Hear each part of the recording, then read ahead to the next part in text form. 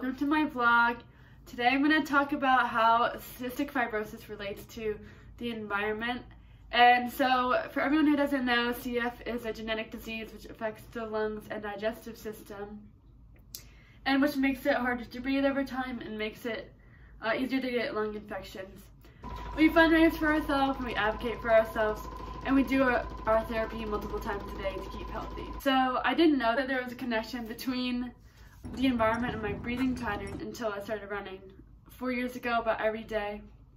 I was running at one of the first summer practices, and it was like extremely humid outside, and I was perfectly fine the first half of the run, but the last half I was slowing down, and then all of a sudden I couldn't breathe at all, and it felt like there was no air around me. So my lungs had basically shut down, and from that day on, every run that I had in the humidity was pretty much the same. So later in the year, I was running in the winter. It was about 12 degrees outside, but we all decided we wanted to go for a run in the snow. So I had the same kind of situation as running in the humidity. Basically, my lungs were shutting down, and I couldn't really breathe. I felt like I was breathing through a tiny stir straw, like a tiny coffee straw. These extreme temperatures, they're normal, but also they happen so much that it's kind of just like becoming a problem, and we just need to do something about that because these temperatures really affect our health and how we feel each day.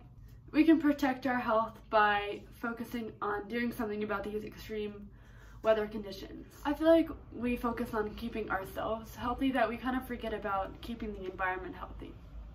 So we all know, we get told at every doctor's appointment, oh, as we get older, our lung function is just going to decline.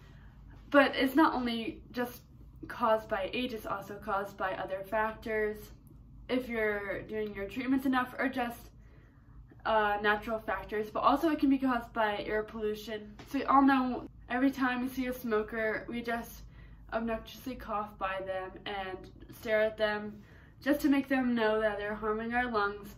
But we can respond the same way to air pollution. So air pollution is kind of reminds me of smoke because it's basically the same thing. It's gonna affect our lungs in a negative way and not gonna be healthy for us in the long run. So part of the air pollution is caused by the CO2 emissions from all of like the factories, the cars, everything you can possibly think of around us. But our lung function will just continue to decline because of age, but also because of this air pollution. Every time I go up to New York for Thanksgiving, we always pass by New York City and the area around it in New Jersey, and there's always tons of factories releasing smoke into the air. And just by seeing that, it makes me want to do something because I know like when I go through there, I'm not going to see any blue skies. It's going to be all muggy, like all this smoke and stuff, and like just by seeing that, you know that's not good for your lungs. So from seeing all these factories like releasing smoke, it's just an easier way to see what air pollution really does. Because CO2 emissions, you can't always see what it's doing, you can only just feel the effects of a declining lung function later in life. So I'm going home next week, and so I checked the weather for at home, and it's gonna be 65 next week, and that's in December. So December, the usual average temperature is about 45 degrees, so that's a 20-degree difference.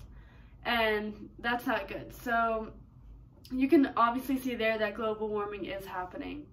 So for the last 6 months, I've been trying to get rid of this lung infection, Pseudomonas. Some of you might have had it or have had it for a long time, but basically it's my least favorite lung infection because it's so hard to get rid of. And it's just so annoying, it's always gonna be there. But Pseudomonas, it's caused by like hot temperature or like being in hot tubs. I saw this article saying that since it was getting continuously hotter, that Pseudomonas is more likely to grow in your lungs, which is true because I got it in the summertime and where the temperatures were already hot, but if they're going to continue being hot, then we're more likely to get Pseudomonas. So just thinking about that, I know we all don't want Pseudomonas because it's so annoying. So if we want to protect ourselves from Pseudomonas, from these increasing temperatures, then we have to do our part to lower the global temperature. So what can we do? So the White House is trying to relax the clean air standards, which is obviously not good. It's not good as it sounds, but we all strive for one breath of fresh air, which we obviously won't be able to get if they are trying to relax the clean air standards. And I know we don't want our lung function to decline ever, but we don't want them to decline just because the politicians want to relax their clean air standards, so it's easier for them to meet the standards.